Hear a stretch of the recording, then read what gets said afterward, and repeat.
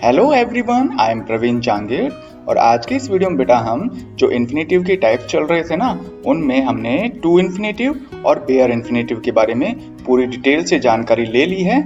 इन दोनों इन्फिनेटिव के लिए मैंने अलग से दो सेपरेट वीडियो बनाए हैं, जिनमें इन इन्फिनेटिव से रिलेटेड मतलब टू इन्फिनेटिव और बेयर इन्फिनेटिव से रिलेटेड जितने भी रूल्स थे, जितने भी एरर्स थे, उनको हमने बड़ी डिटेल से देखा था। आज के इस वीडियो में बेटा मैं आपको स्प्लिट इन्फिनेटिव के बारे में इंफॉर्मेशन दूंगा। स्प्लिट इन्फिनेटिव के जो एरर्स होते हैं, जो हम गलती करते हैं, वो भी हम इस वीडियो में देखने वाले हैं। तो चलिए बेटा बिना किसी देरी के शुरू करते हैं। यदि हम बात करें कि स्प्लिट इन्फिनेटिव किसे कहते हैं, तो बेटा ये जो टू और जो फर्स्ट फॉर्म आती है ना, उसके बीच में यदि आप किसी एडवर्ब को शामिल कर लेते हैं या एडवर्ब को लिख देते हैं, तो इस तरह से जो टू इन्फिनेटिव है वो दो पार्ट्स में डिवाइड हो जाता है। एक तो होता है बेटा टू वाला पार्ट और एक होता है फर्स्ट फॉर्म वाला पार्ट, जिसको कि हम रूट या बेस फॉर्म भी बोला करते हैं। तो चलिए बेटा इसको एग्जांपल के थ्रू समझने की कोशिश करते हैं। फर्स्ट एग्जांपल है, we were advised to carefully write the story. हमें सुझाव दिया गया था कि हम स्टोरी को बड़े ध्यानपूर्वक तरीके से लिखें। तो यहाँ पर बेटा देखिए टू और राइट, ये एक्चुअल में पहले क्या थे? To infinitive. इनको हमने दो भागों में बांट दिया, एक तो टू और एक राइट। यहाँ पर जो राइट है वो बेस फॉर्म कहलाती है, और टू और राइट के बीच में मैंने केयरफुली वर्ड को इंक्लूड कर लिया, जो कि इस सेंटेंस में एडवर्ब का काम कर रहा है। तो इस तरह से जो बनी वर्ब है उसको हम स्प्लिट इन्फिनेटिव कहा करते हैं। यदि हम सेकंड एग्जांपल की बात करें, तो इसमें लिखा हुआ है, स्टूडेंट्स विल बी एडवाइज्ड, विद्यार्थियों को सलाह दी जाएगी, टू सेपरेटली सिट इन कोविड-19 पेंडेमिक। कोविड-19 महामारी में बच्चों को अलग अलग बैठने की सलाह दी जाएगी। तो यहाँ पे देखिए बेटा टू सिट पहले क्या था? To infinitive. इसको हमने दो भागों में बांट दिया और उसके बीच में बेटा जो सेपरेटली है एक एडवर्ब को शामिल कर लिया। तो ये तो थी बात बेटा एग्जाम्पल्स की।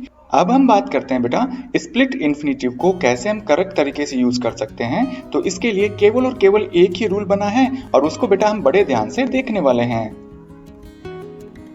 तो जैसे कि बेटा मैंने आपको कहा था कि स्प्लिट इन्फिनेटिव का केवल और केवल एक ही रूल है, और ये रूल हमें ये कहता है कि यदि सेंटेंस में मान लीजिए एक से ज्यादा एडवर्ब आ जाएं, तो फिर आप क्या करेंगे? तो जैसा कि बेटा आपको यहाँ पर दो फॉर्मूले दिखाई दे रहे होंगे।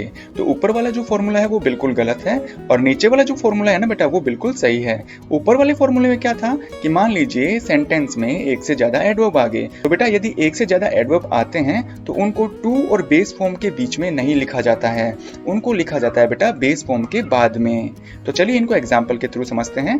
फर्स्ट एग्जाम्पल हमें ये कहता है कि we were advised to carefully write the story. हमें स्टोरी को केयरफुली लिखने के लिए सलाह दी गई थी। तो बेटा यहाँ पर देखिए टू और जो बेस फॉर्म है इनके बीच में केवल और केवल एक ही एडवर्ब आ रहा है, तो इस तरह से ये सेंटेंस सही है। अगर एक ही एडवर्ब आए तो बेटा उसको आप टू और बेस फॉर्म के बीच में लिख सकते हैं। लेकिन दूसरे सेंटेंस को देखने पर पता चल रहा है कि हार्ड वर्क हेल्प्स यू, कि जो कठिन मेहनत करते हो ना, तो ये जो चीज है वो आपको मदद करती है किसमें?